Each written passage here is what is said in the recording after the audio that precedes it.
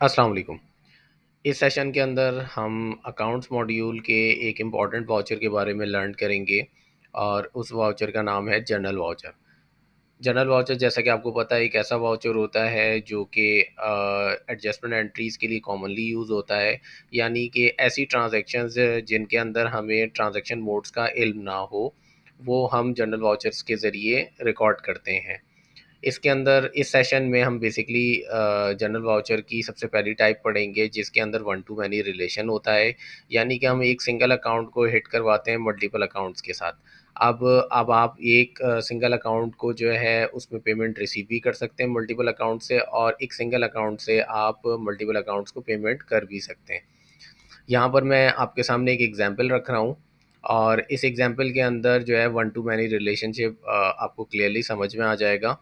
और आप पिक्चर के अंदर देख सकते हैं कि अकाउंट वन कस्टमर है, account two, account three and account four, ये कस्टमर के चार अकाउंट हैं और ये मिलकर जो है एडजस्टमेंट एंट्री को पास करवा रहे हैं हम सिस्टम के अंदर कि इन चार अकाउंट्स ने सप्लायर की पेमेंट को सेटल डाउन किया है।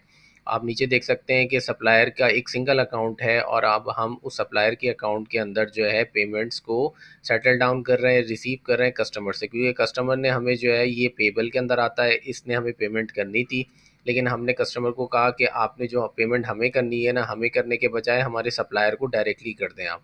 तो इस तरीके से जो है हमारी एडजस्टमेंट एंट्री चल रही है, या इसे हम सेटलमेंट भी कह सकते हैं, सेटलमेंट एंट्रीज़ भी ये कहला सकती हैं, क्योंकि डायरेक्टली जो है इसमें ट्रांजेक्शन्स जो है कस्टमर के अकाउंट से सप्लायर के अकाउंट में पोस्ट हो जाएंगी। और इस चीज़ को अब हम सॉफ्टवेयर के अंदर इम्प्लीमेंट करके देख लेते हैं। सॉफ्टवेयर के अंदर हम अकाउंट्स मॉड्यूल में आ जाते हैं। अकाउंट्स मॉड्यूल में आने के बाद अकाउंट्स के मेन्यू के अंदर हमें तीन सेक्शंस नज़र आ रहे हैं। एक बैंक का सेक्शन है, दूसरा कैश का, और तीसरा जो है वो जनरल वाउचर यानी जनरल डॉक्यूमेंट के लिए सेक्शन है।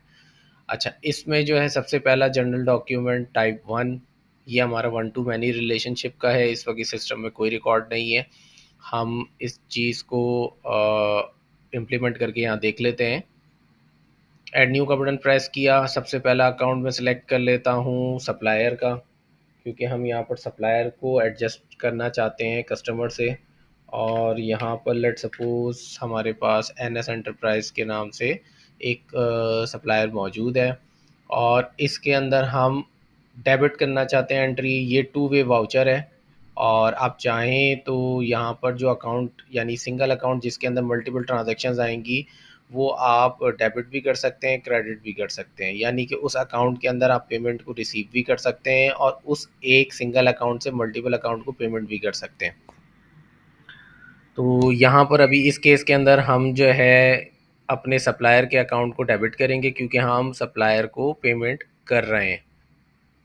ये हमारे पास मास्टर रिकॉर्ड सेव हो गया है। लास्ट कॉलम में डिटेल का बटन है, इसको मैंने क्लिक कर दिया तो ये मुझे नेविगेट करके ले जाएगा डिटेल रिकॉर्ड पे। यहाँ पर हमारे जितने भी मल्टीपल अकाउंट्स हैं जिसके ज़रिए हमें एन एस एंटरप्राइज को एडजस्ट करना है, हम यहाँ पर उन अकाउंट्स को सिलेक्ट करते जाएंगे।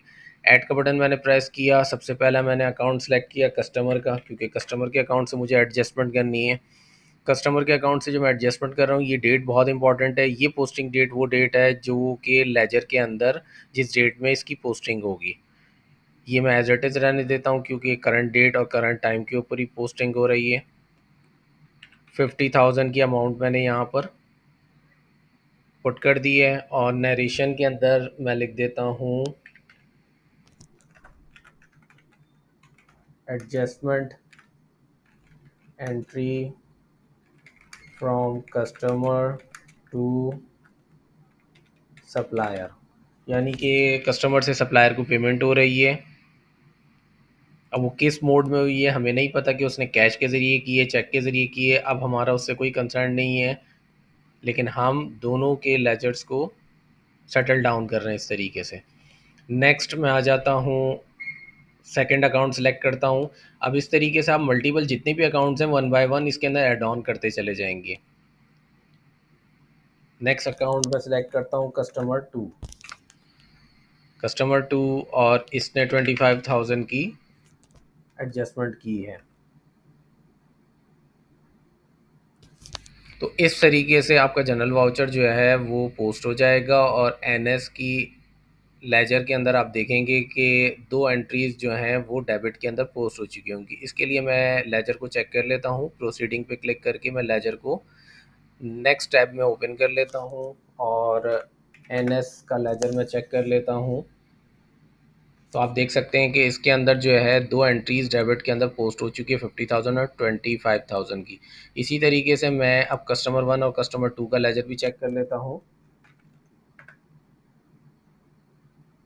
कस्टमर 1 के अंदर 50,000 क्रेडिट हो चुका है और कस्टमर 2 में 25,000 क्रेडिट हो चुका है। तो इस तरीके से आप जनरल वाउचर बहुत सिंपल वाउचर है और इसके ज़रिए आपकी जितनी भी एडजस्टमेंट एंट्रीज़ हैं या नॉन बैंक या नॉन कैश एंट्रीज़ हैं वो आप इस तरीके से प्रोसीड कर सकते हैं।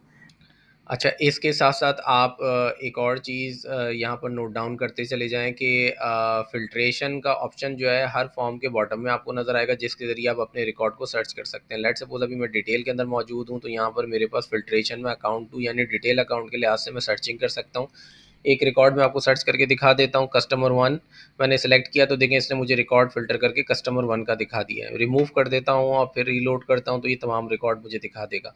लास्ट में आपको जो है इस वाउचर का सिंगल वाउचर का डिटेल में आने के बाद आप वाउचर का प्रिंट आउट भी ले सकते हैं। इसके ऊपर आप क्लिक करेंगे तो आपके सामने वाउचर ओपन हो जाएगा और वाउचर फाइल में लगाने के लिए एक प्रिंट आउट आप इस तरीके से ले सकते हैं। नेक्स्ट आप अब मास्टर में आ जाएंगे। मास्टर में आने के बाद आपको जो है यहाँ पर भी फ़िल्ट्रेशन का ऑप्शन मौजूद है। यहाँ पर फ़िल्ट्रेशन आप अकाउंट फ्रॉम से भी कर सकते हैं, यानी मास्टर अकाउंट के लिहाज से फ़िल्ट्रेशन कर दें या फिर अकाउंट टू या डिटेल अकाउंट के लिहाज से फ़िल्ट्रेशन कर दें या वाउचर नंबर के लिहाज से फ़िल्ट्रेशन कर दें। लोड बाय के अंदर अगर आपका वाउचर सुपरवाइज नहीं हुए हैं वो आप सिलेक्ट करके रीलोड पे क्लिक करें तो आपके सामने वो वाउचर्स आ जाएंगे जो सुपरवाइज नहीं है। मैं इसको रिमूव कर देता हूँ ताकि तमाम वाउचर्स मुझे डिस्प्ले हो जाएँ। इस वक्त तक एक ही वाउचर मैंने बनाया है और ये ऑटोमेटिकली सुपरवाइज़ हुआ है। यहाँ पर आपको रजिस्टर रिपोर्ट का ऑप्शन भी मौजूद है जो कि आप कस्टमाइज़ कर सकते हैं। रिपोर्ट खोलने से पहले आप बता सकते हैं कि ग्रुपिंग करके दिखानी है या नहीं। अगर ग्रुप करना है तो मास्टर रिकॉर्ड के लिहाज से ग्रुप कर दें या डिटेल रिकॉर्ड के लिहाज से ग्रुप कर दें। और इसके अलावा आप ऑर्डरिंग कर सकते हैं इस रिपोर्ट में वाउचर डेट के लिहाज से, वाउचर नंबर के लिहाज से। और आपको ये रजिस्टर रिपोर्ट के लिए सर्टेन पीरियड प्रोवाइड करना है कि आप जो है किस पीरियड से किस पीरियड तक ये रिपोर्ट ओपन करना चाहते हैं। तो आपके सामने जो रिपोर्ट ओपन होगी वो कुछ इस तरह की होगी। ये बेसिकली मैंने ग्रुपिंग की है मास्टर के लिहाज से, तो ये ग्रुप करके दिखा देगा। इस वक्त सिस्टम में एक ही रिकॉर्ड मौजूद है एनएस एंटरप्राइज के नाम से, तो इसीलिए रिपोर्ट में एक ही मास्टर अकाउंट नज़र आया है। Thank you.